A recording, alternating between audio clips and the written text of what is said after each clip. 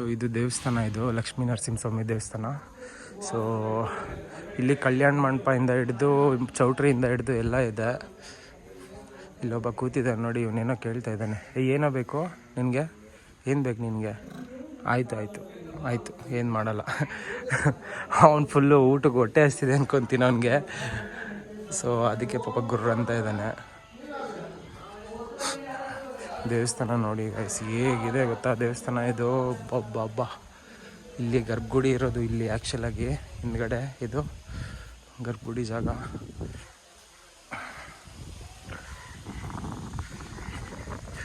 ದೇವಸ್ಥಾನ ಮಾತ್ರ ಸತ್ಯವಾಗೂ ಹೇಳ್ತೀನಿ, ಈ ಥರ ದೇವಸ್ಥಾನ ನನ್ನ ಜೀವನದಲ್ಲಿ ನಾನು ನೋಡಿದ್ದೀನಿ. ಬೇರೆ ಬೇರೆ ದೇವಸ್ಥಾನ ದೊಡ್ಡದಾಗಿರೋದು, ಬಟ್ ಇಲ್ಲಿನ ಭಕ್ತಾದಿಗಳು ಎಷ್ಟು ಚೆನ್ನಾಗಿ ಕಟ್ಟಿಸ್ತಾರೆ ಅಂತೇಳಿ ಸತ್ಯವಾಗೂ ನನಗೆ ಐಡಿಯಾ ಇರಲಿಲ್ಲ. ಏನು ಕಟ್ಸಿದ್ದಾರೆ ಗಾಯ್ಸ್. ಈ ಮೇಲೆ ಒಂದೊಂದು ಪಿಲ್ಲರ್ಸ್ ಇದೆಯಲ್ವಾ, ಇವೆಲ್ಲ ನೋಡಿ. ಈ ದೇವ್ರ ಶಿಲೆಗಳು ಎಲ್ಲ ಗೋಲ್ಡಲ್ಲಿ ಮಾಡಿಸಿದ್ದಾರೆ. ಅಂದರೆ ಗೋಲ್ಡ್ ಪೇಂಟ್ ಮಾಡಿಸಿದ್ದಾರೆ. ತುಂಬ ಅಂದರೆ ತುಂಬ ಭಕ್ತಿ ಆಟೋಮೆಟಿಕ್ಕಾಗಿ ಬರುತ್ತೆ ಇಲ್ಲಿಗೆ ಬಂದರೆ. ಸೊ ಆ ಫೀಲ್ ನನಗೆ ಬರ್ತಾಯಿದೆ. ಅದರಲ್ಲಿ ಲಕ್ಷ್ಮೀ ನರಸಿಂಹಸ್ವಾಮಿ ಅಂತಂದರೆ ನಿಮಗೂ ಗೊತ್ತಿರ್ಬೋದು, ತುಂಬ ಸ್ಟ್ರಾಂಗೆಸ್ಟ್ ದೇವರು ಮತ್ತು ತುಂಬ ಸೆನ್ಸಿಟಿವ್ ದೇವರು ಕೂಡ. ಸೊ ಆ ಸೆನ್ಸಿಟಿವ್ ದೇವರು ಅಂದರೆ ಈ ಥರ ಏನೇ ಆದರೂ ನೆಗೆಟಿವ್ ಇದ್ದರೂ ಕೂಡ ಅದನ್ನು ಮನಸ್ಸಿಂದ ತೆಗ್ದಾಕುತ್ತೆ. ಪ್ಲಸ್ ಇನ್ನೊಂದು ಏನಂತ ಅಂದರೆ ಇದಕ್ಕೆ ಯಾವುದೇ ಥರ ನೆಗೆಟಿವ್ ಮಾಡಿಕೊಂಡು ನೀವು ಬರೋಗಿಲ್ಲ. ತುಂಬ ಸ್ಟ್ರಾಂಗೆಸ್ಟ್ ದೇವರಿದು. ಇಲ್ಲೇ ಇದೆ ನೋಡಿ ಲಕ್ಷ್ಮೀ ನರಸಿಂಹ ನೋಡಿ ಗೈಸ್, ಇದು ಲಕ್ಷ್ಮೀ ನರಸಿಂಹ ಇದು. ಬನ್ನಿ ಫುಲ್ ನಿಮಗೆ ಮುಂದ್ಗಡೆ ತೋರಿಸ್ತೀನಿ ದೇವಸ್ಥಾನನ. ತುಂಬ ಸಕ್ಕತ್ತಾಗಿದೆ ಗೈಸ್.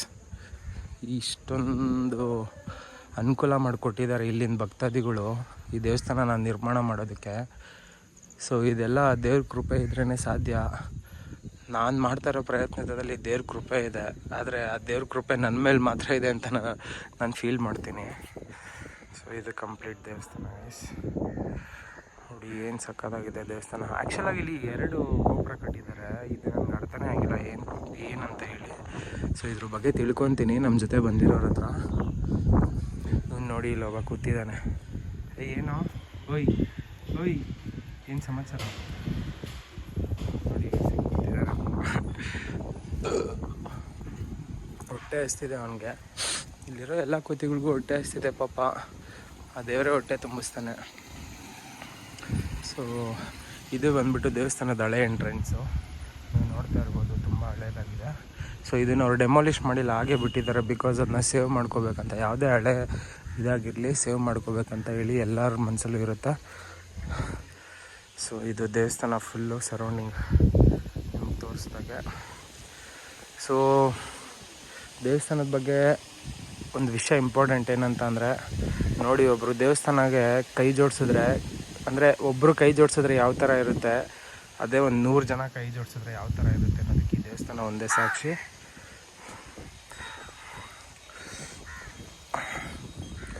ಸೊ ಬನ್ನಿ, ಇದು ದೇವಸ್ಥಾನದ ಸುತ್ತಮುತ್ತ ಇರೋದು ನೋಡಿ. ಇವರೇ MLA ಇಲ್ಲಿಯವರು, ಪೋಸ್ಟರ್ ಕಾಣ್ತಾ ಇರೋದು ಇವರೇ MLA.